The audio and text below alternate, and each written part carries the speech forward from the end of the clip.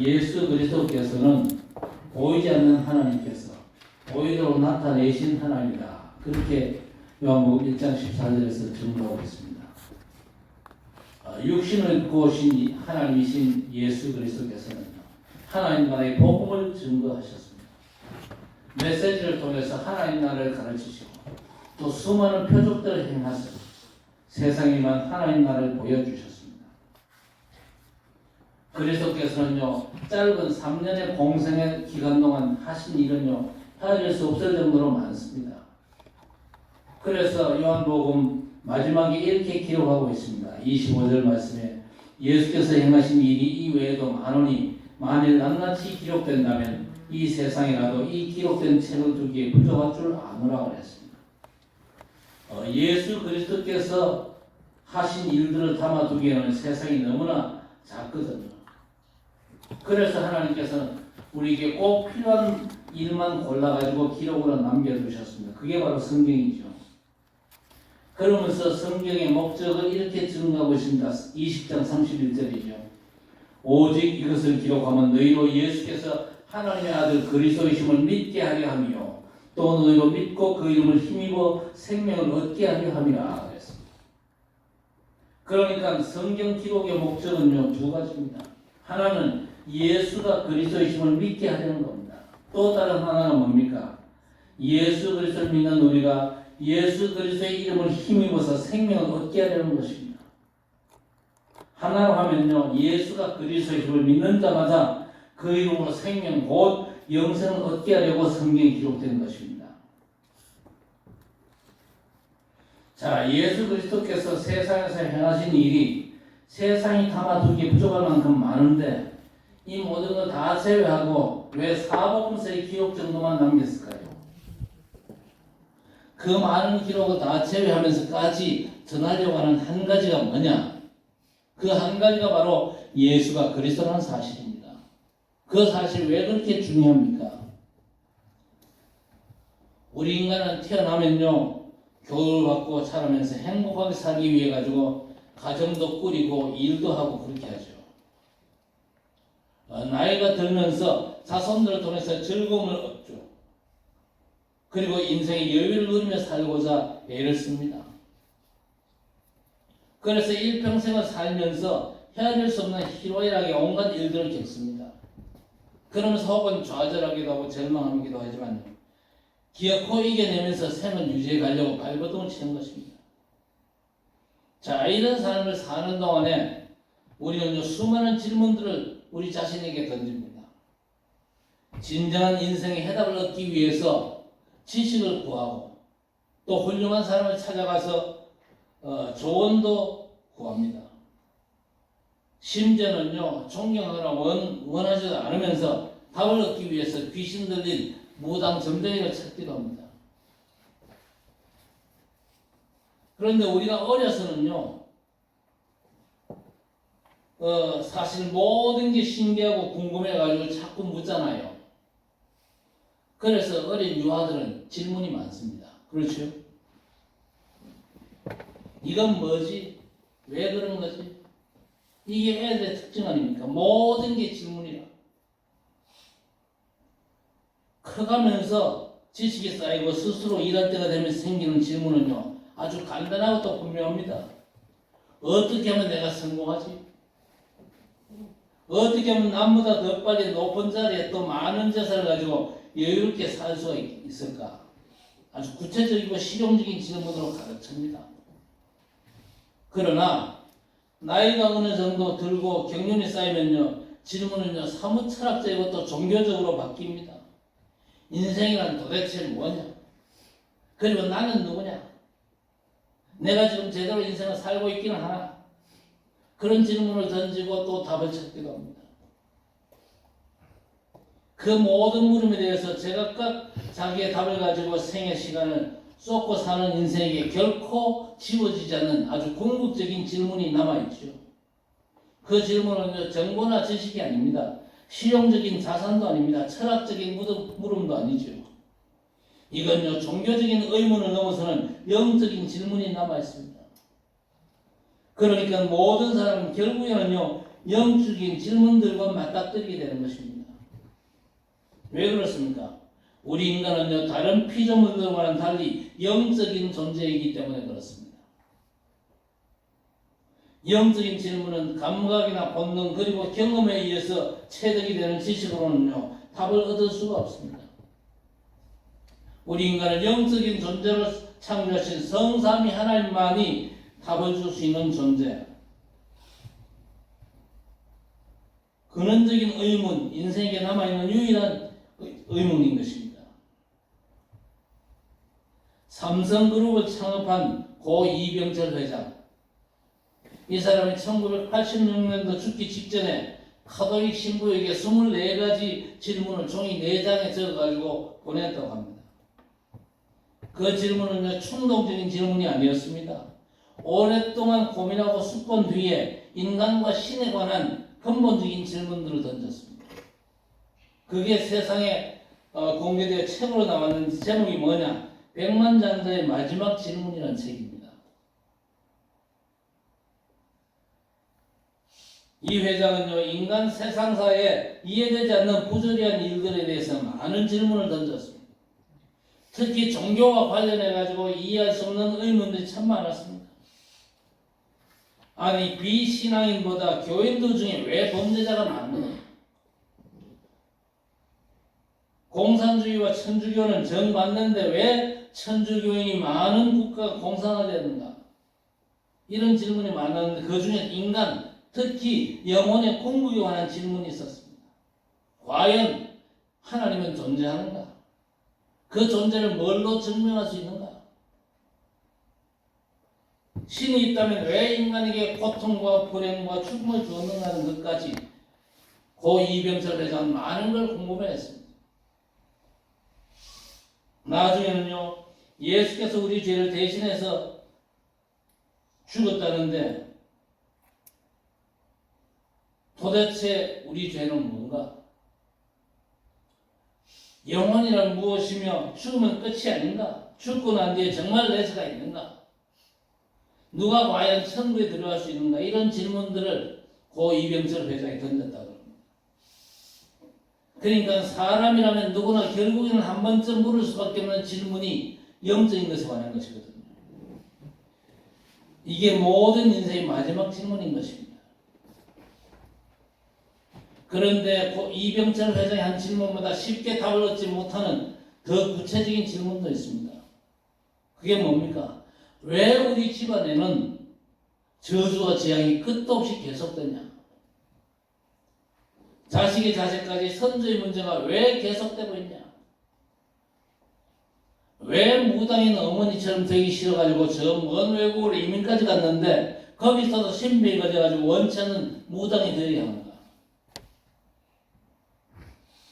세상 모두가 부러워할 만큼의 많은 부와 명예, 인기를 가진 사람이 마약 중독에 빠지고 스스로 목숨을 끊는 이유가 뭐냐? 어째서 법 없이 살 만큼 착하고 깨끗한 사람이 더 괴로움을 당하고 어렵고 힘들게 사느냐? 이런 의문은 수도 없이 많지요. 또 너무나 가까이에 있는 많은 사람들이 이런 고통에 눌리고 시달리고 살고 있는 도대체 무엇 때문이냐? 해결책은 과연 없는가? 언제까지 우리가 이러고 살아야 되는가? 이런 근원적인 질문에서 벗어날 수 없는 게 우리들 인생 아닙니까? 그런데 이 질문에 대해서 세상에서는요, 답을 얻을 수가 없습니다. 이 문제에 대한 해답을 하나님께서 말씀을 통해서 주시고 계십니다. 해답은 하나밖에 없습니다. 예수가 그리스도라는 사실입니다. 왜 그렇습니까? 우리 인생 문제는요, 파생적인 문제가 아닙니다. 근원적인 문제거든요. 그래서 모든 문제의 근원은 하나님의 형상으로 지음받은 우리 인생이 하나님을 버리고 떠난 그것에서부터 시작되었습니다. 이걸 원죄라고 그랬어요. 이 원죄로부터 인간의 다른 모든 문제가 시작되지 않습니까? 죄로 인한 저주와 재앙, 고통과 재난이 밀어닥치는 것입니다. 그래서 인생에 나가는 모든 문제가 원죄로부터 오는 저주, 재앙들인 것입니다. 인생이 괴로움과 어려움, 외로움에서 벗어나려고 발버둥을 쳐도 벗어날 수가 없는 것이죠. 그 문제의 영적인 실체를 밝히는 것이 성경이고 핵심이 바로 복음입니다.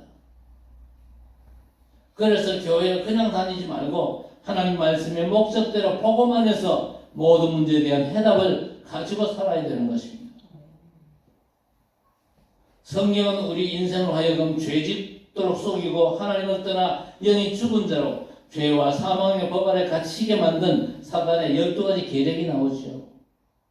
그게 뭡니까? 창세기 3장의 나 중심, 6장의 육신 중심의 네피림, 그리고 11장의 하나님 자리를 넘보는 성공 중심의 바벨탑 사건이 바로 그것입니다. 이렇게 하나님을 버린 인생에게 닥친 영적인 문제를 해결할 길은요, 세상 그 어디에도 없거든요. 결국 인생은요, 사단이 놓은 덫에 걸려들 수밖에 없는 것입니다. 그게 바로 사도행전 13장의 무성문화, 16장의 점수문화, 그리고 사도행전 19장의 온갖 귀신문화에 사로잡히는 것입니다. 그래서 사람들은 어려움이나 불안에 잡혀가지고 망하는 자로 계속 몰려갈 수밖에 없는 것입니다. 그러다가 결국 벗어날 수 없는 운명의 올무에 걸려가지고 시달리고 고통감에 사는 것입니다. 이게 바로 불신자들의 인생을 사는 모습 아닙니까? 자, 그런데 하나님께서 우리 인생의 근원적인 원죄 문제를 해결하기 위해서 미리 언약을 주셨습니다. 우리를 모든 죄로부터 해방하시고 구원하여 영생 얻게 하기 위해서 구원자 메시아를 보내시겠다는 하나님의 절대 언약인 것입니다. 그 메시아께서 오셔서 모든 죄 문제를 다 해결하셨습니다. 그분이 바로 예수 그리스도이십니다. 그래서 요한복음 3장 16절 하나님이 세상을 이처럼 사랑하사 독생자를 주셨으니 이는 저를 믿는 자마다 멸망치 않고 영생을 얻게 하려 하심이라 하였습니다. 요한복음 1장 12절에는요. 영접하는 자 곧 그 이름을 믿는 자들에게는 하나님의 자녀가 되는 권세를 주셨으니 그랬습니다. 하나님께서 인간 근원의 문제를 해결하신 그리스도의 역사를 성경에 기록을 해둔 것입니다. 우리로 예수가 그리스도이심을 믿게 하고 그 이름을 힘입어 생명을 얻게 하시려고 하나님께서 우리 인간에게 성경을 주신 것입니다. 하나님께서는 성경을 통해서 친히 성령으로 예수가 그리스도이심을 증거하셨고 지금도 증거하고 계시는 것입니다. 그래서 말씀하십니다. 요한복음 5장 24절에 내가 진실로 진실로 너희에게 이르노니 내 말을 듣고 또 나 보내신 이를 믿는 자는 영생을 얻었고 심판에 이르지 아니하노니 사망에서 생명으로 옮겨놓으리라 하였습니다. 우리의 과거, 현재, 미래 문제를 단번에 영원히 해결하신 하나님의 약속의 말씀인 줄 믿습니다. 사망에서 생명으로 옮기셨습니다. 앞으로 옮겨질 것이다. 그게 아닙니다. 사망에서 생명으로 옮겨다니라. 누가? 믿는 자. 그렇지. 예수가 그리스도이심을 믿는 자는요. 사망에서 생명으로 이미 옮겨진 자들이에요. 그러니까 저와 여러분 믿는 우리는요. 이미 인생 문제 끝난 것입니다. 그래서 우리는 지금 영생을 가진 사람들이죠. 하나님께서 우리와 영원히 함께 계십니다. 우리의 미래 어떻습니까? 우리의 죽음 이후는요. 하나님과 함께하는 즐거움이고 기쁨이고 축복인 줄 믿습니다. 같이 한번 할까요? 예수 그리스도는 과거, 현재, 미래 문제를 완전 해결하셨다. 진짜 믿으시기 바랍니다. 성삼위 하나님께서 성경을 통해 계시하신 말씀의 핵심이 예수 그리스도와 우리의 생명입니다. 그래서 성경을 읽을 때마다 꼭 기억하셔야 됩니다. 우리는 하나님의 말씀인 성경을 통해서 예수가 그리스도이심을 알고 믿으면 그 이름으로 죄와 저주 해방받고 하나님의 생명 곧 영생의 구원을 얻게 되는 것입니다. 그런데 유대인들은요, 이 성경적인 사실을 알면서도 예수 그리스도께로 나오기를 원치 않았습니다. 결국 저주와 재앙은 자초하고 만 것입니다.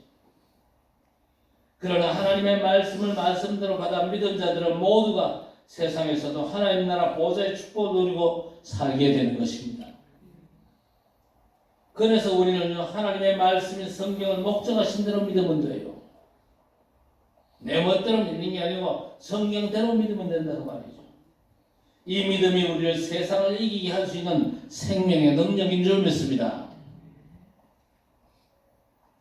자, 오늘 부활하신 예수 그리스도께서는 사복음서를 통해서 제자들에게 마지막 메시지를 남기셨습니다. 마태복음 28장에서는 모든 족속으로 제자 삼으라고 하셨고, 마가복음 16장, 누가복음 24장에는요 만민에게 복음 전하라고 하셨습니다. 그리고 오늘 베드로에게 내 어린 양봉이라고 말씀하셨습니다. 우리 주님께서 남긴 마지막 메시지는 제자들에게는 천명입니다. 하늘의 중요한 미션이죠. 그리고 제자들이 세운 교회는 소명이고, 마지막 우리에게는요 미션, 저와 여러분이 세상 사는 날 동안에 감당해야 될 사명인 것입니다. 우리 주님께서 부활 후 40일 동안 증거한 하나님 나라와 그 일이 이 속에 다 들어있습니다. 그래서 초대교회는 이 마지막 메시지 언약으로 받아가지고 집중했습니다. 그래서 성령의 역사를 따라서 예루살렘에서 아시아에서 저 마게도냐에서 로마로 가는 이정표를 남겨놓았습니다. 이 세계 복음화의 망대와 여정이 오늘날 우리에게는 세 가지 뜰을 가진 교회의 사명으로 주어진 것입니다. 주님의 마지막 메시지를 실현하는 이정표가 세 가지 뜰의 성전사역인 것입니다. 첫째 뭡니까?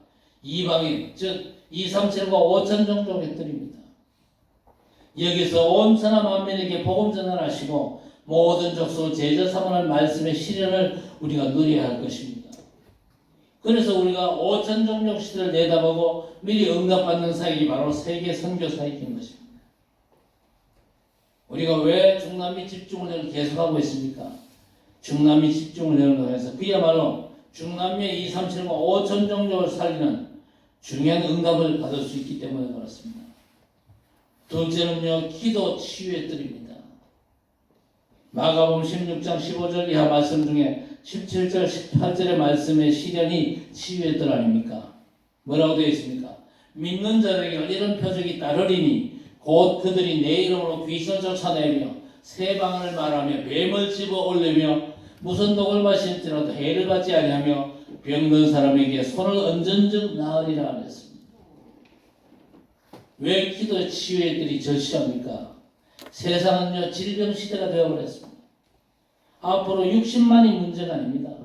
마음과 생각과 정신의 삶이 무너지는 마약 중독 시대가 이미 왔잖아요. 앞으로 많은 병자들이 일어나게 될 것입니다. 이 사람들을 교회가 답주고 살려야 되는 것입니다. 의사의 모든 것을 참조하면서 도움받고 근원을 치유하는 영적인 치유가 너무나 절실한 것입니다. 하나님 만나도록 하고 생명을 살도록 하는 것입니다. 교회 안에서 말씀과 기도를 통해서 다 회복시켜야 될 것입니다.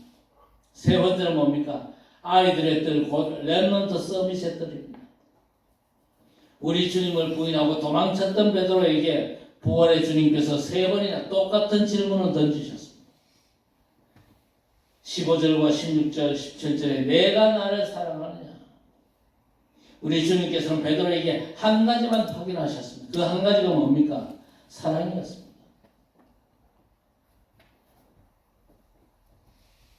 베드로가 어떤 사람이었습니까? 세 번이나 주님을 모른다고 부인했던 사람 아닙니까? 수제자였지만요, 세 번이나 주님을 부인하고 때로는요 주님을 저주까지 했어요.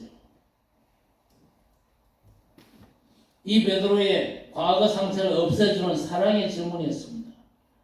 내가 나를 사랑하느냐? 사랑의 질문이었습니다. 과거가 발판되도록 물으신 것입니다. 혹시 우리가 신앙생활을 하면서 베드로처럼 주님을 배신한 자리에 있을 수도 있습니다. 그때마다 여러분 돌이키는 방법,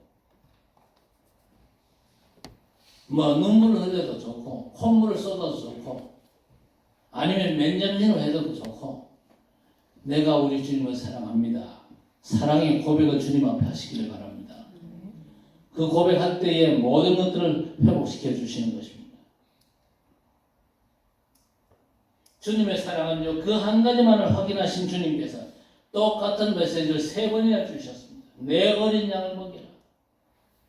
과거의 상처에 더 이상 묶여있지 말고 과거를 발판 삼아서 한 가지 올인하라는 것입니다. 어린 양 곧 렘넌트 후대를 살리라는 것입니다. 237, 5천 종족의 렘넌트가 모여와서 서밋으로 자라는 교회들이 하라는 것입니다. 우리 교회에 주신 메시지도 미션도 이와 다르지 않다고 생각하십니다. 우리 렘넌트들이 세워져야 될 것이고 우리 렘넌트를 통해서 다음 세대 렘넌트들이 제대로 세워지고 저 선교 현장에 렘넌트가 와가지고 그야말로 서밋 렘넌트로 세워져서 세계 복음을 감당할 수 있도록 저들을 온전히 세워야 될 것입니다. 3가지 뜰을 가진 성전 사역이 중요하죠. 그래서 예수 그리스도의 마지막 메시지를 언약으로 누리고 세상에 하나님 나라를 세우는 말씀 성취의 응답인 것입니다. 그래서 우리 오늘과 내일은요, 예수 그리스도께서 주신 마지막 메시지가 성취되는 흐름 속에 있어야 됩니다. 우리 인생의 24, 25 영혼은요, 말씀 성취의 흐름 속에 있어야 하나님의 생명으로 사는 힘을 누리고 살게 될 것입니다. 왜 그래야 됩니까? 성경은요, 영원하신 하나님의 영원한 말씀입니다. 우리 하나님은 영원하신 하나님이십니다. 그리고 지금도 영원한 말씀은 살아 역사하고 있습니다. 예수 그리스도께서 곧 말씀이십니다. 이 말씀을 기록하는 것이 성경 아닙니까? 그리고 이 말씀을 증언하는 것이 바로 메시지 설교입니다. 그래서 예수가 그리스도이심을 증거하는 메시지에는 영원하신 하나님의 살아계신 역사가 그대로 나타나게 되는 것입니다. 그래서 여러분 스스로가 여러분 자신에게 메시지 하시기를 바랍니다. 여러분 자신에게 메시지 합니까? 여러분 자신에게 메시지에 여러분 자신이 살고 힘을 얻어요. 메시지 들으라고는 하지 말고 여러분 자신에게 메시지를 선포하라니까요. 메시지를 여러분 스스로 고백하라니까요. 하나님의 구원자로 오신 예수께서 내 인생 문제를 완전히 해결하신 나의 그리스도심을 믿습니다. 그 믿음 고백하셔야 돼요. 아침마다 그 고백하세요. 안 합니까? 가만히 보도 보통 본 게 아니에요. 내게 메시지를 선포해, 내게 그리스도를 내가 선포해야 돼요. 그거 가장 중요한 겁니다. 그거 안 하는 사람은 좀 이상한 사람입니다. 나를 죽이는 사람이에요. 예수께서 나의 그리스도십니다. 내 인생 모든 문제를 완전하고 충분한 해답임을 나는 고백합니다. 주님 사랑합니다. 그게 주님께서 여러분에게 주시는 힘을 얻는 아주 중요한 길입니다.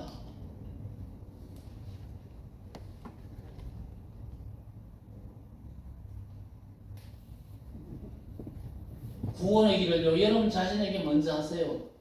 여러분 자신이 하다 보면요, 그 구원의 길 메시지가 내 것이 되잖아요. 그렇죠? 영원하신 하나님의 말씀을 말씀대로 받은 사람들이 살아있는 우리 주님의 몸된 교회거든요. 여러분이 살아있음을요, 아침마다 확인하시라니까요. 복음 안에 내가 있고 내가 주님 안에 있고 주님이 내 안에 계시고 이 사실을요, 아침마다 확인하는 것이 내가 살고 내가 힘을 얻는 길입니다. 말씀대로 그 말씀 속에서 보좌의 능력이 시공을 초월해가지고 전무후무 응답으로 나타나는 것이 살아있는 교회, 곧 저와 여러분이거든요. 그리고 성경은요, 목적대로 믿어야 됩니다. 말씀은 하나님이 그리스도이십니다. 말씀은 곧 우리의 생명입니다. 생명의 반대는 죽음 아닙니다. 살리는 생명의 반대는 죽이는 것입니다.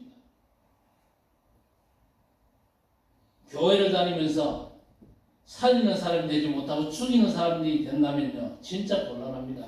그런데 안타깝게도 교회를 다니면서 직분을 가졌음에도 불구하고 살리는 사람이 되지 못하고 죽이는 사람들이 교회 안에 너무 많습니다. 한국 교회 현실이 그래서 사실 힘든 겁니다. 복음으로 사람을 자꾸 살려야 돼요. 사람을 왜 자꾸 죽입니까? 그거는요, 진짜 하나님께서 원치 않는 일이고, 자꾸 거짓하면요, 내가 죽어요. 내가 저 사람 살리면 못하고 자꾸 죽이면요, 내가 죽는다니까. 말씀이 생명이라는 말은 죽은 나를 살리는 것이 말씀이라는 것입니다. 그래서 에스겔 37장 지금 죽어있는 자들도 하나님의 말씀이 들어갈 때에 생기의 말씀이 들어갈 때에 살아나서 하나님의 지극히 큰 군대가 되는 것입니다. 지금 내가 혹시 죽어있다 할지라도 내게도 하나님의 말씀은 역사하시거든요. 그래서 내게 말씀을 선포해야 됩니다. 다른 사람 전도도 해야 되겠지만요, 내게 먼저 전도해야 돼요. 나 자신에게 먼저 전도해야 돼요. 나를 살리지 못하고 어떻게 다른 사람을 살릴 수 있습니까? 나부터 살리고 나부터 먼저 힘을 얻게 만드세요. 내가 메시지가 되어가지고 내 영혼과 심령, 육신의 말씀을 전하는 것입니다. 그 말씀이 믿는 자 속에 살아 역사한다고 그랬습니다. 사도 요한이 요한복음 정리하면서 마지막에 한 말이 뭡니까? 성경 바로 이것 때문에 기록했다. 앞으로 우리를 통해서 하나님께 사실 일도 무궁무진합니다. 우리 하나님께는요, 해야 될 수 없는 많은 것들이 있습니다. 그 응답의 증인으로 저와 여러분이 설 수 있어야 될 것입니다. 그것 때문에 살아있는 하나님의 말씀을 내게 먼저 선포하고, 내가 먼저 살고, 내가 먼저 힘을 얻고, 그렇죠? 내가 먼저 보호자의 축복에 증거 가지고 삶의 모든 현장에 복음의 증인으로 서는 겁니다. 응답의 증인으로 칠곡과 대구와 237과 5천 종족 살리는 귀한 일에 온전히 쓰임받는 전도자 되시기를 주의 이름으로 간절히 축원합니다. 하나님 아버지, 구원자로 오신 예수께서 그리스도의 힘을 성경을 통해서 알고 믿게 하심을 감사합니다. 그리스도 안에 있는 생명과 능력의 완전함과 풍성함을 늘 항상 24 누리게 하옵소서. 유대인들처럼 하나님의 그리스도를 거부하고 망하는 존재가 아니라 그리스도를 성경적으로 믿어 약속된 생명과 능력을 온전히 누림으로 해서 그리스도의 증인으로 버려진 채 저주 재앙 속에 지옥같이 고통당하고 죽어가는 저 237과 5천 종족 세계 복음화에 하는 일에 쓰임받는 성도들이 되게 해 주옵소서. 무엇보다도 우리들 자신에게 메시지가 되어 성경된 그리스도의 비밀을 풍성히 증거하여 우리들 자신부터 살아나고 힘을 얻게 역사해 주옵소서. 그리스도의 마지막 부활 메시지가 증거됨으로써 237과 5천 종족이 살아나고 부대에 없는 그가 서밋으로 세워지고 영육간의 병든자들이 치유되는 기도 치유들이 세워지는 교회가 되게 해 주옵소서. 예수님의 이름으로 간절히 기도드리옵나이다.